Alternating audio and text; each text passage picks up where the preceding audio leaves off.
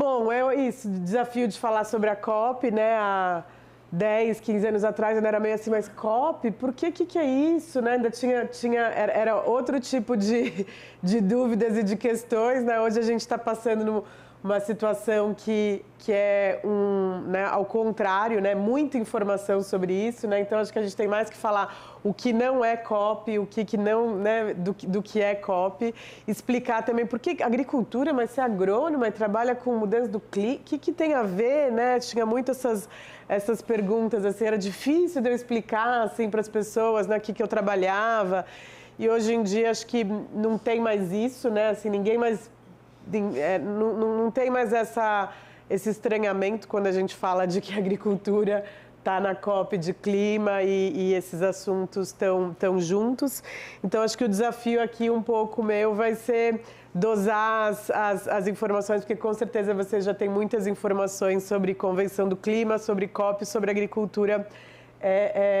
Então, vou tentar não trazer um tanto de informação, mas não sendo também muito maçante, né? Deixa eu ver aqui meu tempo. Boa. Foi ao contrário, né? Então, né? O que é a COP, né? E aí, bom, você vai me avisar, né? Quando der a 1 hora. O que é a COP? É a convenção das partes, né? Então, por isso que a gente tem que falar COP da Convenção do Clima, né? Porque tem a COP das outras convenções e as partes são os países, né? Então, quando a gente está falando de COP, é essa negociação, né, dentro da Convenção Quadro, né, das Nações Unidas para a Mudança do Clima, né, o NFCCC, que as partes são os países, né? Então, no âmbito da COP, é uma negociação entre países. Tem um monte de coisa que acontece no paralelo, em volta e que é relacionado. Cada vez mais a COP também está... a própria convenção está chamando, né, outras organizações para participarem além dos países, né? Mas, enfim, é bom colocar esse escopo, né? Também deixar bem claro que como é um órgão da ONU e pelo estatuto, né, pela forma como foi criada, as decisões são todas por consenso. Então, isso traz um desafio de negociação gigante, né? Porque, né, países muito diversos, com interesses muito diversos e conseguir consenso é um super desafio. A convenção tem 5 pilares.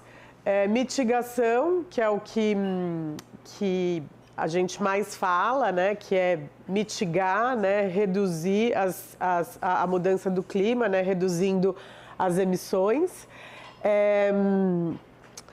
Adaptação, cada vez mais também a gente já sabe que não adianta só mitigar, já era, né? Todos os cientistas climáticos falam isso, né? Não tem mais como, porque há um tempo atrás ainda tinha isso. Não, vamos mitigar para não sentir os efeitos da mudança do clima. Já se sabe que não tem mais como escapar dos efeitos da mudança do clima. Então, a adaptação ela é fundamental, né? Então, é um pilar que está cada vez mais importante na convenção. Pilar de finanças, né? Também todo mundo sabe o quanto que isso é um pepino, é um problema, né? na convenção e vai ser agora em Belém, vou trazer alguns números.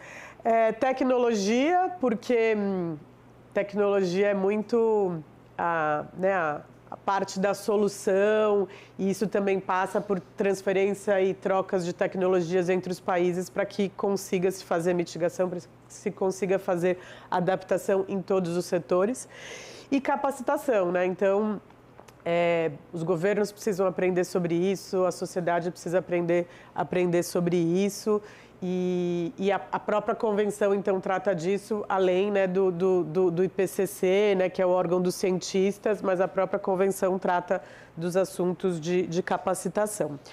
E é isso, as COP são realizadas, então, anualmente e dá a toada geral de uma série também de negociações em paralelo ou, né, em consonância com o que acontece oficialmente entre os países.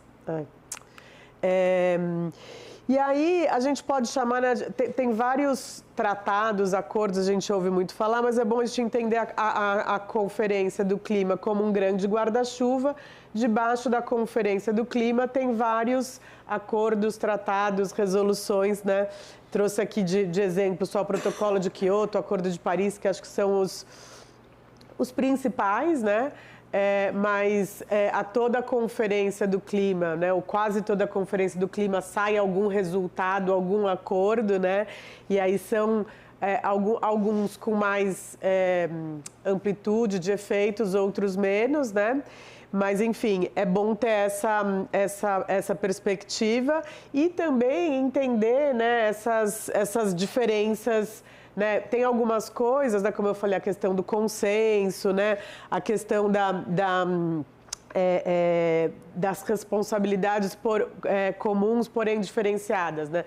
Várias das coisas que são princípios da Convenção do Clima. Então, nenhum acordo, nenhum tratado, né, como a questão da hierarquia das legislações, nenhum acordo, nenhum tratado, né, que acontece no âmbito da Convenção pode ir contra o que está no princípio da Convenção, né? Então, assim, é bom também de consultar ali o site da UNFCCC, é muito bom, muito cheio de informação, e por mais que tenha informação aí espalhada em todos os lugares, é muito bom voltar lá para a fonte, olhar os documentos bases, porque isso dá muita base para, né, para entender o que está acontecendo, e os diplomatas também fazem muito isso, né? De tempo em tempo volta, né, a citar o princípio que está lá, não, vamos recapitular isso aqui, né?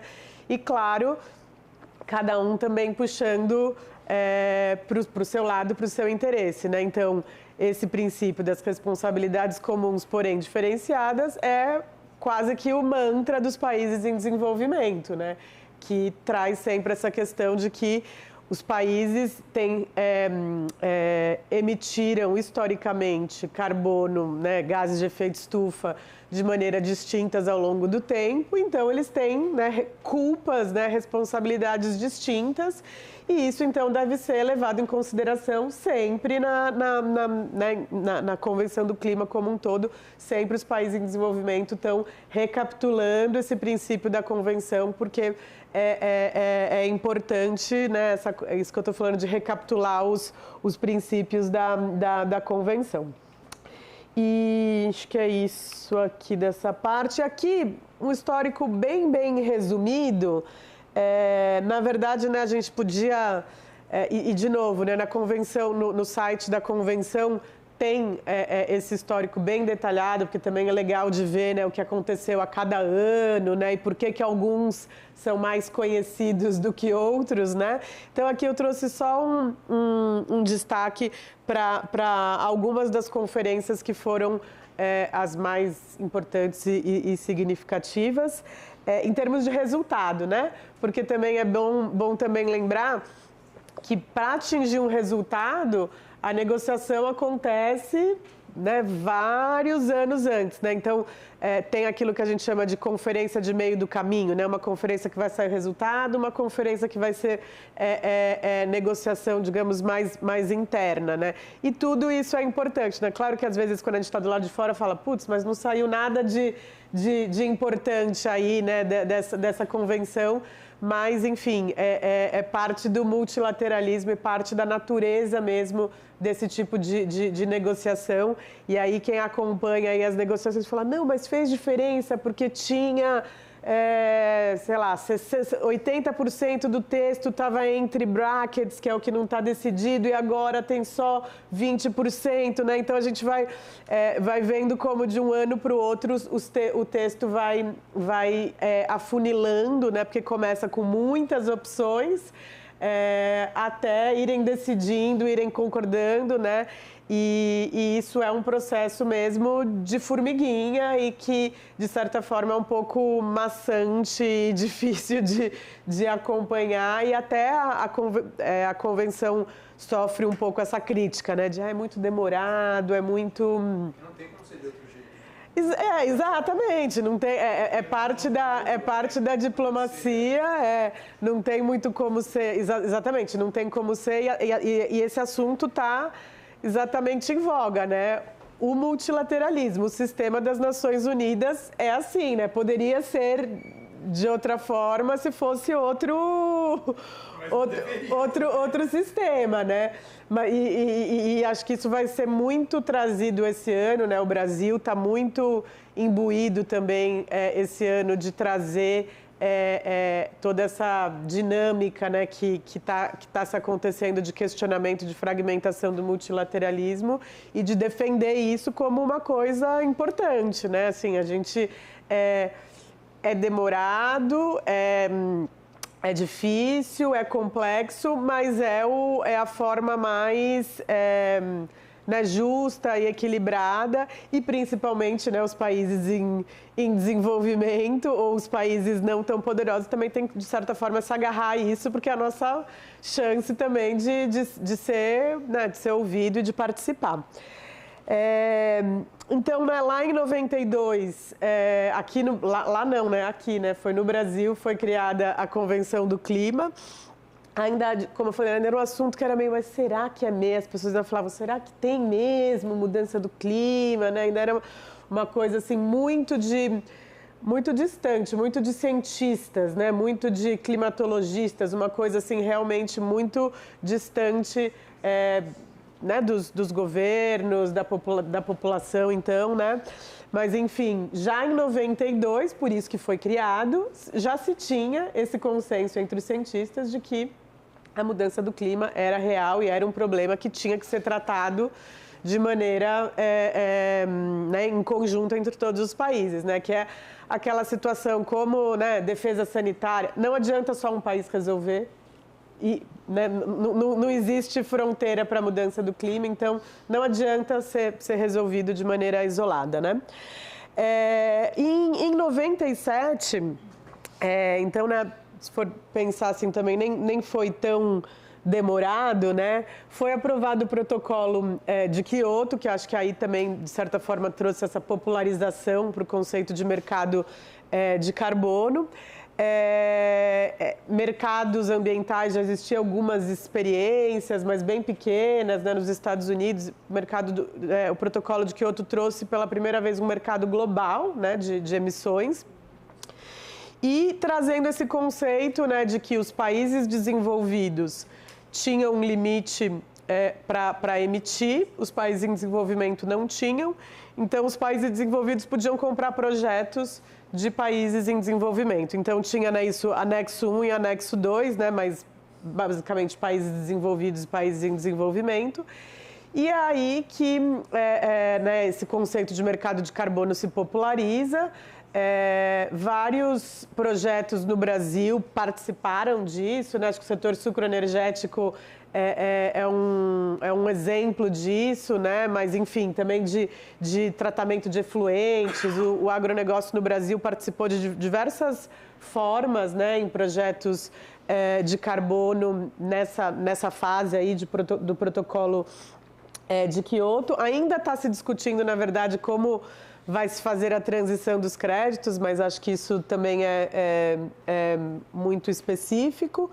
Então, né, 97, a gente tem esse marco do protocolo de Kyoto. Aí, 10 anos depois, em Bali, né, também muita gente fala, não, mas não foi importante, por que não é tão conhecido, né? Em 2007, né, se reafirmou essa ideia de se fazer compromissos e já com essa ideia de que ia ser ampliado para todos. Então, o Plano de Ação de Bali foi considerado também um marco nas negociações, né?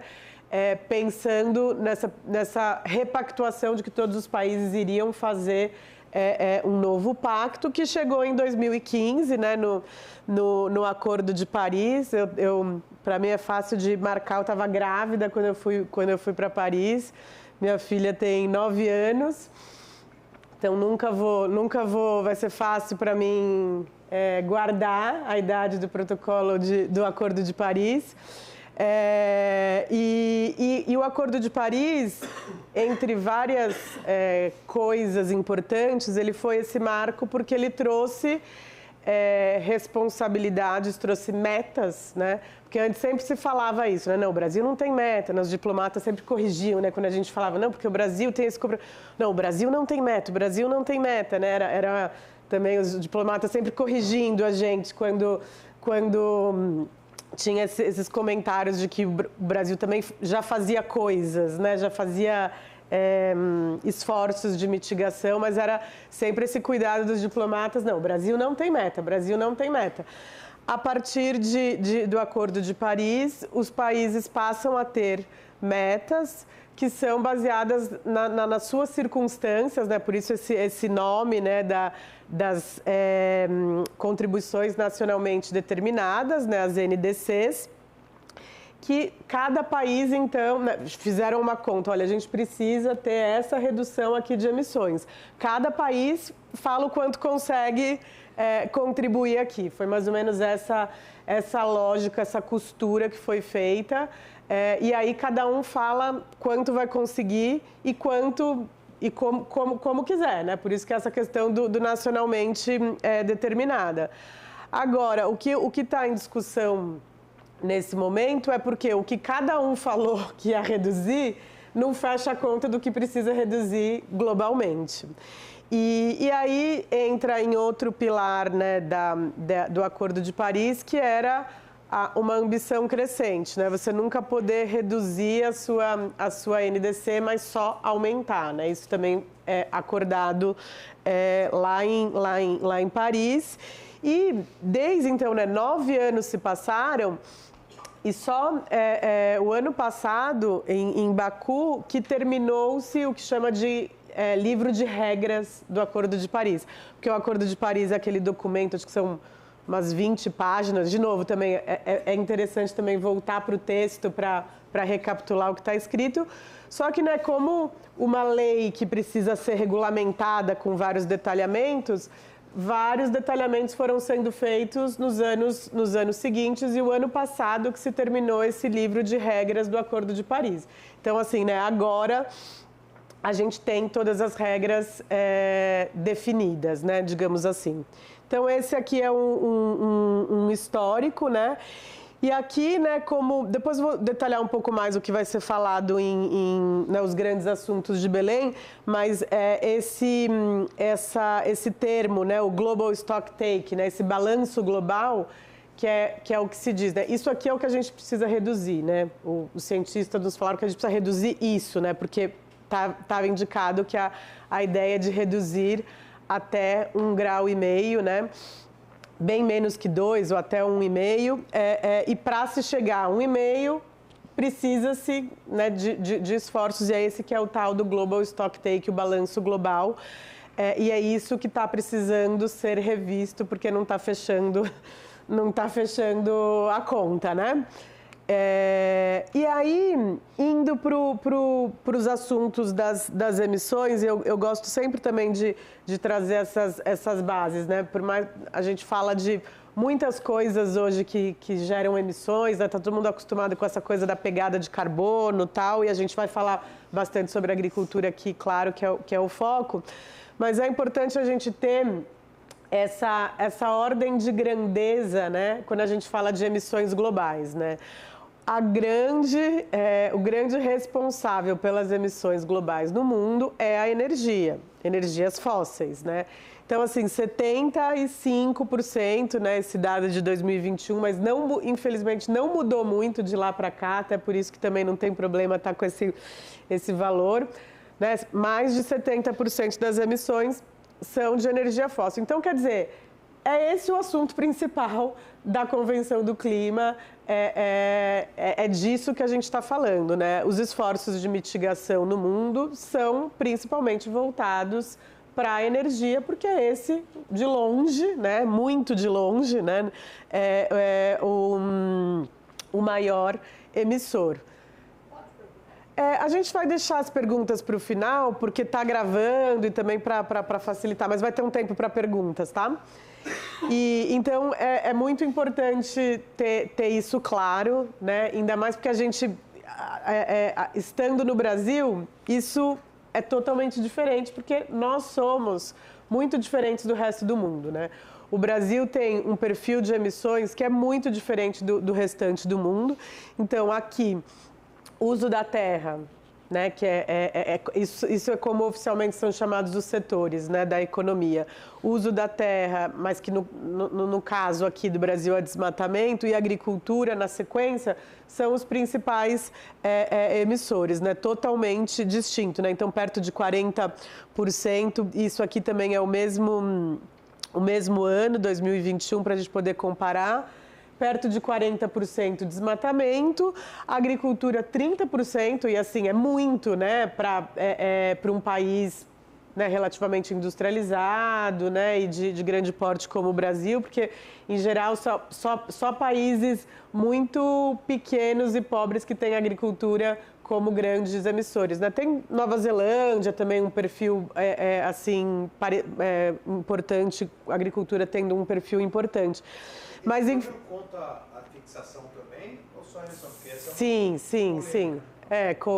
É a forma como, na verdade, o inventário brasileiro reporta, né? Não conta. Eu fiz matéria sobre isso. Desculpa. Oi? Não.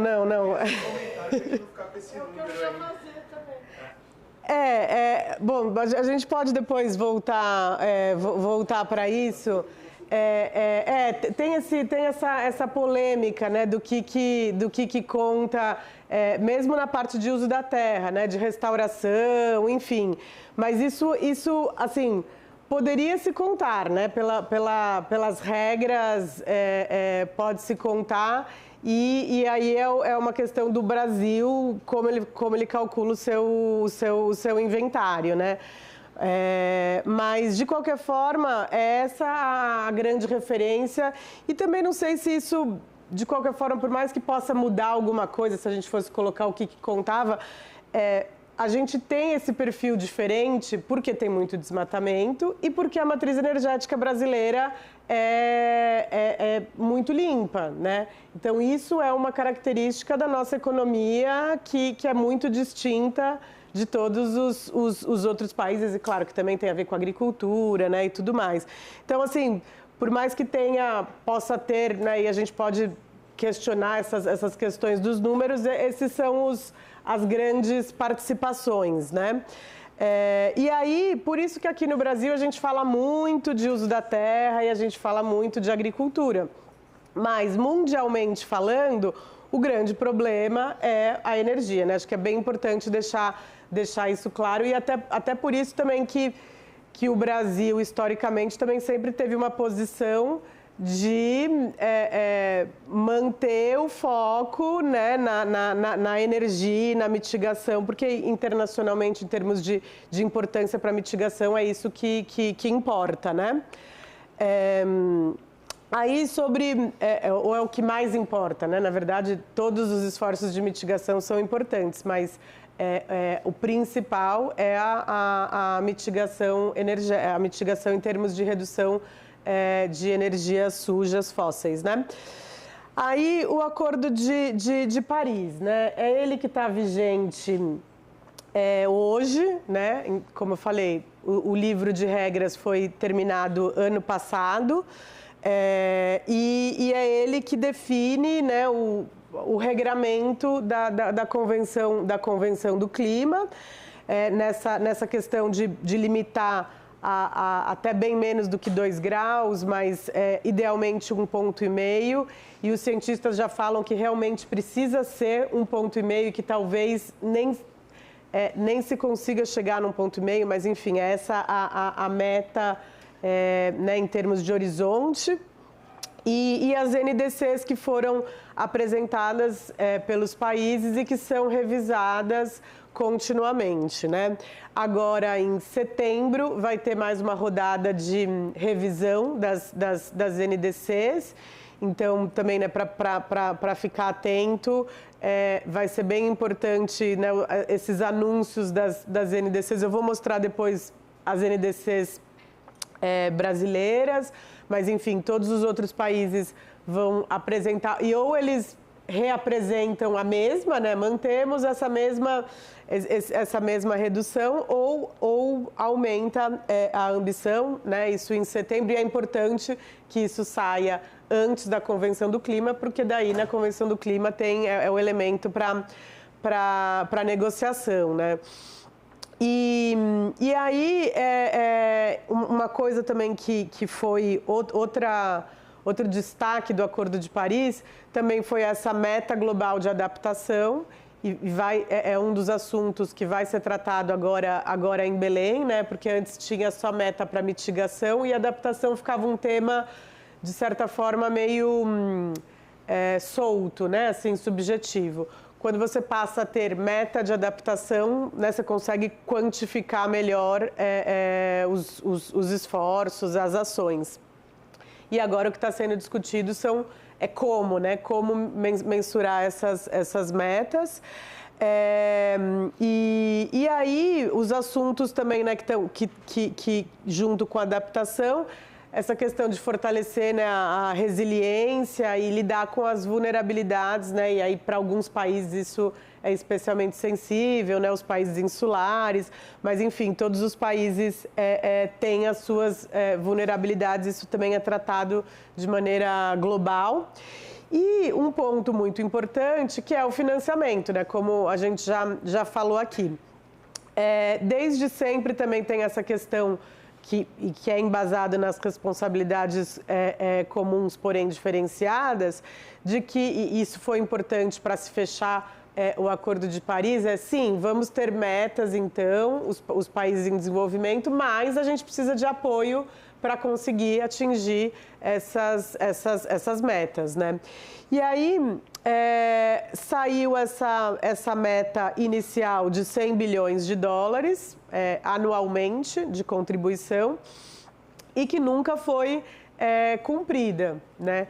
E que já foi aumentada. Agora foi ano... Oi? Vamos dobrar a meta, triplicar a meta, né? A meta aumentou para 300 bilhões e, na verdade, essas duas coisas são negociadas junto. Qual é a meta e como calcular o que entra para contar essa meta. Porque é um debate muito grande. O que pode contar como financiamento climático, né? Então, os países desenvolvidos já têm as suas rúbricas de apoio ao desenvolvimento, né? Os ODAs. Isso conta para financiamento climático? É separado? O que os países colocam nos organismos internacionais conta? Não, se colocar nesse organismo conta, se colocar nesse organismo não conta. Então, enfim, né, precisa ter uma métrica para se saber como chegar nessa cifra, né? E esse é um assunto bem importante agora do momento, como criar esse mecanismo de transparência para medir, né, esse valor, né? E aí ainda, né, essa coisa que é engraçada, não é quando a gente chegar na meta, a gente dobra a meta. A gente não chegou na meta e a gente triplica a meta e ainda tem um aspiracional de 1,3 trilhões, porque já se sabe que as necessidades são muito maiores, né? Enfim, a minha impressão também disso é que, por um lado, é bem importante, né, esse número ser alto, mas que vai acabar se colocando tudo valendo dentro desse financiamento climático, né, dessa meta. Então, né, os recursos para os organismos internacionais, ODA, vai tudo virar financiamento climático.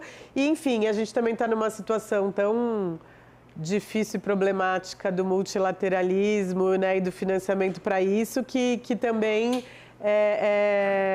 né, tá difícil de conseguir argumentar mais, né?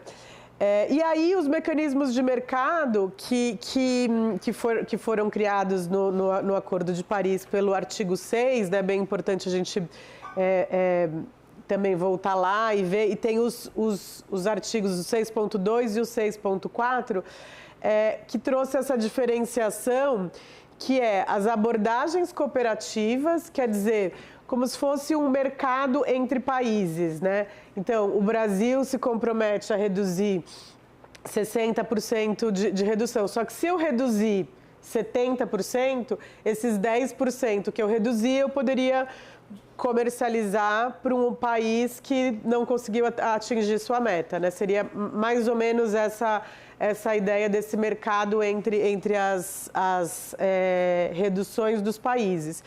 E o mecanismo de crédito, né, que seria, digamos, o novo MDL, né, um artigo que é o 6.4, que seria similar ao que a gente conhece, que é protocolo de Kyoto, que aí é entre organizações, né, entre países. E ainda também tá em discussão como que o mercado de um país se vai relacionar com o mercado de outro país e tudo mais. Mas não é entre países, né? É entre projetos, né?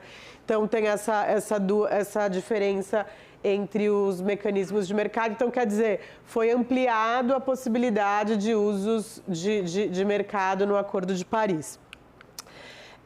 Aí também não é só para dizer que o Brasil tem esse papel histórico nas negociações, né? Às vezes a gente fica aqui dentro, né, um pouco também aquele complexo de vira-latismo, né, achando que a gente é pequenininho, que não é importante, que os outros... Mas o Brasil é muito referência nas negociações climáticas, né? Como falei, né, a própria convenção foi assinada aqui na Rio 92, então... Claro que o país sede tem uma liderança nesse processo. O Brasil tem também uma NDC considerada muito ambiciosa, vou falar disso agora, a mais ambiciosa entre os países em desenvolvimento. No Acordo de Paris, o papel do Brasil foi super importante, então a Isabela, que era, né, a representante do país, era ministra na época, foi uma das cofacilitadoras, né? Então era quem estava lá negociando ponto a ponto, né, nos bastidores até sair o acordo já de sexta para sábado. Então, assim, né, só para dizer que é isso, assim, né, que o Brasil é visto como um importante articulador nessas negociações, né? Então, isso faz bastante diferença.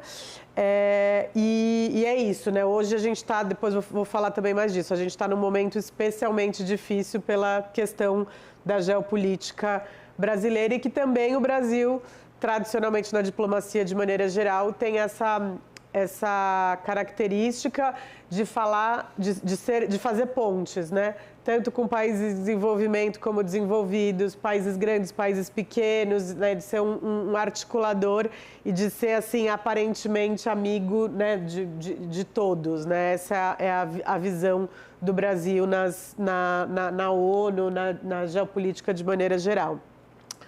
Aí a evolução das NDCs do Brasil, né? De novo, também é importante, né, dizer que a meta de mitigação, né, o que importa mesmo é esse número absoluto aqui, né?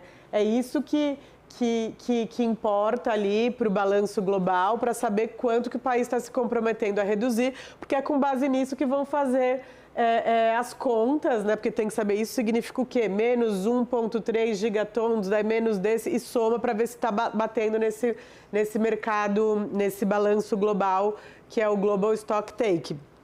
Essas indicações de como vai ser feito é interessante, relevante para internamente, pode dar um pouco mais de indicativo, mas assim, o que está sendo avaliado ali na negociação, no acordo, é a redução absoluta, né? E aí o Brasil já tinha, né, então, essa NDC, quando passou a se chamar NDC aqui em 2020, né, entre 37% a 43%, né, então quer dizer, já era uma NDC bem ambiciosa, se manteve, né, quando teve ali em 2020, na verdade passou de 37% a 50%, e agora, né, mais recentemente, teve esse aumento de 59% a 67% das emissões, né, em 2035, então isso é é uma redução bem significativa, com vistas a ser emissor líquido, né, net zero, até 2050. Né, como os nossos setores que são mais emissores, né, uso da terra, desmatamento ilegal zero, né, e compensar o legal, então seria um desmatamento líquido zero. Bom, o setor de energia também é aumentar a participação de biocombustíveis e de eletrificação. Em agricultura, né, a gente tem todo o plano ABC, depois também vou falar mais sobre isso, né, e tem uma série de ações que podem ser feitas com vistas a mitigar. E também na parte de indústria, né, de fazer uma transição dos processos de tecnologia e de emissões na indústria. Mas acho que assim, o importante é ter esse número dos 59% a 67%, né, que é uma redução bem significativa, a maior entre os países em desenvolvimento. E aí, o que tá em jogo em Belém, né? A gente está num momento especialmente sensível do ponto de vista, né, da geopolítica, né? Então, guerras que acabam competindo por recursos, além da tensão. Tem toda a questão também trazida pelo Trump, de não mais participar do Acordo de Paris. Então, né, os Estados Unidos saindo, muda tudo. A guerra comercial que também foi iniciada por ele, que também bagunça tudo. Então, quer dizer, a geopolítica tá um caos, né? O momento não poderia estar menos propício do que está agora, né? E o que então o Brasil está querendo fazer para romper esses impasses? E aí uma coisa bem interessante é consultar ali no site oficial da COP30, tem as cartas da presidência. Já teve acho que 4 cartas, né, que o presidente da COP, né, o André Corrêa do Lago, que é um diplomata super experiente nessa área ambiental e de mudança do clima, ele já fez, então, 4 cartas. É uma carta da presidência da COP para o mundo contando o que está acontecendo, né, e contando a sua abordagem, o seu convite, né, convidando os demais países e a sociedade a agir. É bem interessante de consultar essas cartas, que traz bastante material. Então, né, aqui a abordagem brasileira, ela está querendo trazer essa ideia de mutirão global, de vamos todos nos esforçarmos para conseguir o que, né, a humanidade está querendo. Então, tem usa exatamente essa palavra, explica que a palavra vem do tupi-guarani, o mutirão também está... Todas as cartas citam muitas vezes a questão dos conhecimentos tradicionais e da importância dos indígenas no Brasil. Mas então eles usam esse termo, de um mutirão global para lidar com a mitigação e adaptação climática ao desafio dos nossos tempos.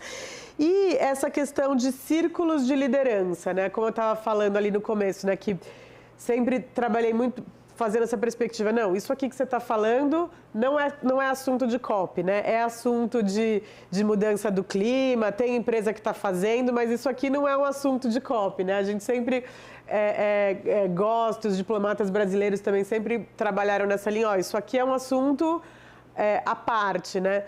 Mas cada vez mais, acho que até por conta também desse enfraquecimento ou vendo que as ações da própria convenção não estão sendo suficientes e o setor privado está se movimentando, né? A sociedade está se movimentando por ela mesma. Então, cada vez mais, a própria Convenção do Clima tem feito chamamentos, né, da sociedade, e isso está sendo refletido agora, né, no que o Brasil está chamando de círculos de liderança, né? Então, ele vai fazer 4 círculos de liderança e um é específico de finanças. O ministro Haddad que vai liderar esse círculo, Porque, né, toda a questão de financiamento é chave e o Brasil, de certa forma, está querendo conectar a COP com outros assuntos do multilateralismo, né? Então, já na presidência do BRICS tinha esse assunto de financiamento para a questão da fome. Então, né, o Brasil está querendo conectar os assuntos da Convenção do Clima com outros assuntos que são tratados na geopolítica mundial. E então, acho que é um ponto assim, para a gente observar como isso vai acontecer, né? Se isso vai ser uma abordagem de sucesso. E aqui daí indo para a parte mais da negociação mesmo, né? 3 temas que vão ser tratados, que estão na mesa aí no texto de negociação. Como eu falei, nessa questão da implementação dos resultados do Balanço Global de Emissões, né, o Global Stocktake, que é como ajustar as NDCs para que caiba no balanço global e ficar nesse teto. Esse é um dos grandes pepinos aí. Então, o termo que se usa, né, que o Global Stocktake é a bússola para a agenda de ações que vai precisar ser definida agora em Belém. A meta de adaptação, como eu falei, né, e a questão que está em jogo são as métricas, né, os indicadores para se medir a adaptação. Porque se, por um lado, quando a gente fala de mitigação, é simples, redução de emissões, né, isso também é uma das belezas do assunto da mudança do clima, que a gente consegue transformar tudo em carbono, né? Fica uma medição relativamente fácil, né? Agora, quando a gente fala de adaptação, o que você vai falar que esse país está mais adaptado do que esse país, né? Você precisa ter um indicador, precisa ter uma métrica e uma métrica que você possa comparar entre os países. Então, tinha mais de 400, começou com 1.000, o último texto estava com 400 e agora em Bonn eles reduziram para só uma centena de indicadores, mas enfim, vão ter que reduzir mais, porque não dá para medir 100, né? Enfim, vai ter que ser um número um pouco menor e é isso que está em jogo, né? Como você medir essa adaptação, como conectar com financiamento e os planos nacionais de adaptação que estão, né, que também é uma ideia que seja nacionalmente determinado como as NDCs, mas que é isso também que é importante dentro da convenção, que tem que ter alguns parâmetros iguais para que a gente possa comparar as coisas, né? Porque senão, se cada um fizer de um jeito, a gente não consegue né, agregar, não consegue comparar. E o Programa de Trabalho de Transição Justa. Esse é um tema relativamente novo dentro da Convenção do Clima, né? Que traz essa importância, né, de pensar a transição da economia, a transição energética, a transição para uma economia de baixo carbono, com o olhar centrado nas pessoas, né? Esse grupo de trabalho da transição justa está tratando, e aí passa por relações de trabalho, gênero, apesar de ter um grupo específico de gênero, mas também isso é tratado aqui. Então, né, como fazer com que os esforços de mitigação e adaptação e tudo mais que é tratado na convenção pense principalmente nas pessoas e não só, né, enfim, na biodiversidade, nos animais e tudo mais. Então, e esse é um tema que é caro também para o Brasil e vai ser tratado de alguma forma aqui em Belém. Mas, de novo, né, provavelmente não vão ser muitas, não vai sair assim um acordo histórico, uma nova decisão, né? Só para também explicar que são pequenos, né, entre aspas, acordos dentro do Acordo de Paris, que é o que está vigente, tá? Importante também ter essa referência. E aí, agricultura. Agora eu vou deixar esses últimos 15 minutos para falar de agricultura dentro dessa história toda, né? Para o Brasil, esse é um assunto muito importante, porque é um setor importante do ponto de vista de emissões, como eu falei, e do ponto de vista da economia do país, né? Mas, em termos globais, em termos da convenção sempre foi um assunto espinhoso, né? Como o Ingo falou, todos os países têm a agricultura como um setor sensível, né? Todo mundo quer proteger a sua agricultura porque isso é uma questão, né, de soberania alimentar, de segurança alimentar, né? E aí, então, esse sempre foi uma questão sensível e uma certa disputa, né, em relação a misturar os assuntos de protecionismo e de comércio internacional com mudança do clima, né? Então isso também sempre foi sempre esteve, né, e continua estando nas negociações, né? Por quê, né? Tem também essa preocupação de se a agricultura pudesse mitigar tudo né, mitigar isso fosse central, os países desenvolvidos poderiam falar, então eu vou enfiar mais dinheiro aqui na minha agricultura, porque ele vai estar absorvendo e aí, né, e não mudar o principal, que é a sua matriz energética, né? Enfim, tem várias questões sensíveis, né? Então, a questão misturada com o protecionismo, a questão de desviar do assunto principal, que é a energia. Então, tem várias sensibilidades aí quando a gente fala de agricultura na negociação internacional. Mas o tema foi ganhando mais e mais espaço ao longo do tempo. Antes, né, na Convenção do Clima, era só mencionada muito pouco. Em 2006, teve um primeiro workshop mais técnico, né, no órgão subsidiário, né, o SUBST é o órgão técnico subsidiário que dá as bases ali para o que a convenção adota.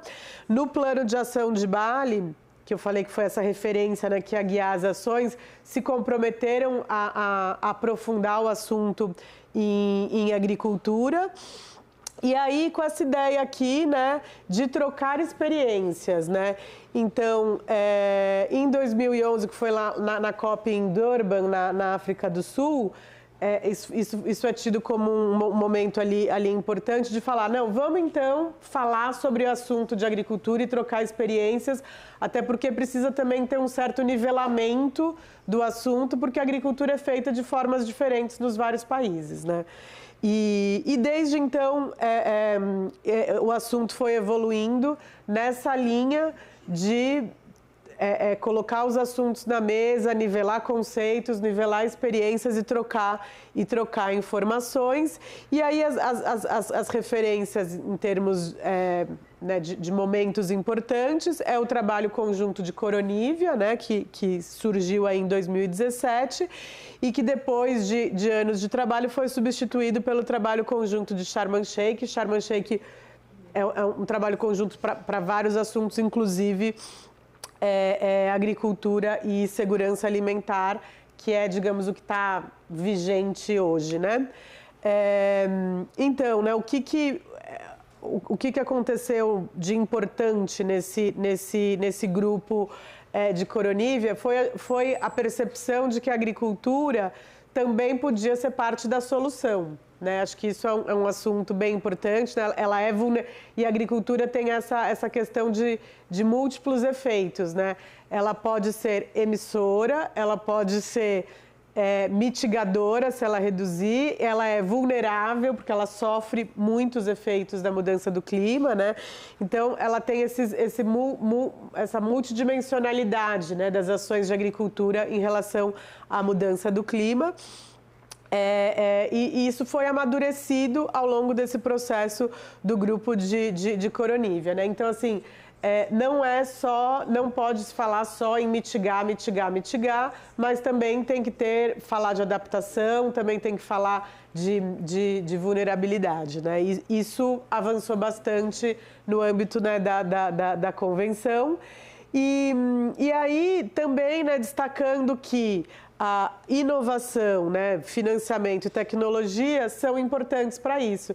E isso, de novo, né, como eu falei, é importante porque isso toca no assunto de transferência de tecnologia, de patentes, né, de tudo o que é discutido também, né, no âmbito comercial, em outras esferas. Mas não dá para a gente falar de agricultura sem falar de financiamento, de inovação, de tecnologia. Então, né, como eu falei, esse grupo de trabalho terminou ali em 2022 e depois foi substituído pelo grupo de Sharm el-Sheikh. Mas esses são os 5 principais temas: manejo do solo, segurança alimentar, adaptação e co-benefícios, gestão sustentável do solo e sistemas pecuários. E aqui eu quero dar destaque para adaptação e co-benefícios, né? Porque o que quer dizer isso de co-benefícios, né? Que ao você fazer a mitigação, você pode ter também adaptação e outros co-benefícios. Então, diferentemente de outros setores, ou talvez mais até do que outros setores, quando você faz uma ação, quando você adota uma prática na agricultura de mitigação, em geral, ela também ajuda na adaptação e ela pode ter outros benefícios de biodiversidade, de conservação de recursos hídricos, sociais. Então, essa característica dos co-benefícios nas ações de agricultura tem sido cada vez mais falado. E, de novo, entra o assunto das métricas para como a gente medir esses co-benefícios de uma maneira harmônica entre os países, né? E a questão dos sistemas pecuários também, né, esse ponto que muito também se ataca a pecuária pelas emissões, né, ou pela degradação dos pastos, pelas grandes áreas ocupadas, mas a importância desse tema estar aqui é também mostrar como se os sistemas pecuários têm uma importância estratégica, né, e são importantes por conta também de resiliência, né, algumas áreas que não são aptas para a agricultura podem ser cultivadas, né, podem ser aproveitadas para a pecuária, então isso é importante do ponto de vista da segurança alimentar, né? Então, quer dizer, os sistemas pecuários são muito importantes e estratégicos no assunto de mudança do clima, não só um vilão como às vezes a gente ouve por aí, não na convenção, né, do clima, mas enfim, na sociedade. E, bom, já falei ali das conclusões gerais, né? Isso fez com que também o financiamento climático do Fundo Verde pudesse ir para a agricultura, né? Então, acaba que tem uns resultados indiretos de um resultado de um grupo de trabalho como esse. E o grupo de Sharm el-Sheikh, que é o que está em vigor agora, é a agricultura como um pilar da segurança alimentar global, né? Foi criado recentemente, ainda está em vigor, né? Ganhando destaque as duas coisas juntas, agricultura e segurança alimentar, essa visão integrada da agricultura. E tem esses 4 anos para fazer esses workshops técnicos e essa interação. Então, acho que assim, o principal legado, né, que sai aqui desse grupo de Sharm el-Sheikh é uma vitrine de práticas e um entendimento entre os países sobre isso, né? Aqui está um pouco a parte mais processual aí dos workshops, relatórios técnicos sobre isso. Então, esses relatórios são uma fonte muito boa de informação, né, para o setor. E é interessante exatamente para a gente ver não uma visão brasileira, né, mas uma visão global e mundial, né? Essa coisa da gente, às vezes, fica conversando aqui só entre a gente, fica muito contaminado pelo que está nos nossos noticiários, mas é muito bom ter essa visão de como a agricultura está sendo vista do ponto de vista global, né? E é isso, também falando, né, dessa coisa de estar aberto para além das partes, né, para além dos países, a sociedade civil, o setor privado também pode participar desses workshops e mandar contribuições para essas vitrines, né? Então, aí também é um momento que as organizações de agricultores, que as empresas, que as ONGs podem mandar os seus casos, né? O governo brasileiro pode talvez facilitar também isso, né? Enfim, é aberto a todos. E aí, aqui só para fechar mercado de carbono, né, de que o mercado de carbono tem essa questão de ser de deixar mais custo eficiente, né? Então, alguém que consegue reduzir de uma maneira mais barata, né, faz e vende para quem é mais difícil. E o mercado de carbono ainda está nesse momento que ainda falta a implementação plena, né? Como eu falei, as regras gerais estão estabelecidas, mas os países ainda precisam implementar e ainda tem, né, não está totalmente vigente. Quando a gente fala de mercado de carbono, a gente junta o setor de agricultura com o uso da terra e chama de AFOLU, né? E aqui tem basicamente três projetos de carbono, três tipos de projeto de carbono. A RR, né, que é restauração florestal e reflorestamento, então você colocar árvores numa área que não era árvore ou numa área que já era floresta e foi desmatada e vai voltar a ser floresta, agricultura de baixo carbono e manejo sustentável de pastagens e pecuária. Então, esses são os três tipos de projetos de AFOLU e tem essa característica de interface com recursos naturais, então quer dizer, muitos co-benefícios, né? Tem gente que fala isso assim, né? De créditos de carbono de alta integridade, alta qualidade, né? Porque além de entregar a captura de carbono, entrega a biodiversidade, entrega a conservação de água, entrega vários outros co-benefícios, né? Tem essa questão de que ocupa muitas áreas, então isso é uma questão sensível, difícil e, né, bem particular do setor, que é diferente de você mudar uma coisa numa fábrica ali. E a questão de não permanência, isso é super importante também, porque você mudar uma matriz energética, você trocar, né, um sistema numa fábrica ou num gerador de energia, aquilo foi feito uma vez, pronto, tá lá, você garantiu, né? É fácil de você garantir que aquilo que você teve a redução feita. No caso de atividades AFOLU, você sempre tem que estar medindo, porque aquilo ali que deixou de emitir num ano, no ano seguinte pode voltar a emitir. Capturou num ano, no outro ano pode emitir. Então, isso traz um desafio do ponto de vista de mensuração gigante, né? As tecnologias digitais estão aí para ajudar, mas, assim, é uma particularidade do setor e uma dificuldade quando a gente fala de mercado de carbono para a agricultura, tá? E aí também, né, colocar essa diferença de mercado regulado e não regulado, porque né, mercado hoje existe no Brasil? Existe, né? Fora RenovaBio, que é uma particularidade aí de energia, mas falando do que tem hoje, né, se a gente quiser plantar árvores, fazer um projeto de baixo carbono na agricultura, o que a gente tem é o mercado voluntário, que é importante? Mas o mercado regulado é 100 vezes maior do que o mercado voluntário, né? Isso falando de números do mundo, né? Então, quer dizer, o que importa mesmo, né? Assim, o que pode gerar grandes fluxos de recursos é o mercado regulado. Por mais que o mercado voluntário tenha o seu papel e é importante, às vezes para vitrine, ou para, enfim, para casos específicos pode gerar recurso, quando a gente está falando de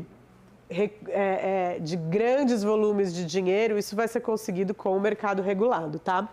Então, bastante importante colocar isso, que quando começar o mercado regulado, de fato, que vai mudar o panorama, tá? E aí, né, os desafios e as oportunidades que a gente tem para esse mercado, né, na agricultura.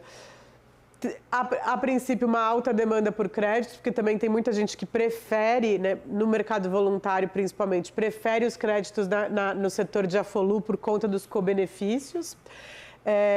O Brasil tem um potencial de ofertar muito, então ele poderia ser um grande ofertante, inclusive até tem que se pensar em como segurar isso para também manter o preço.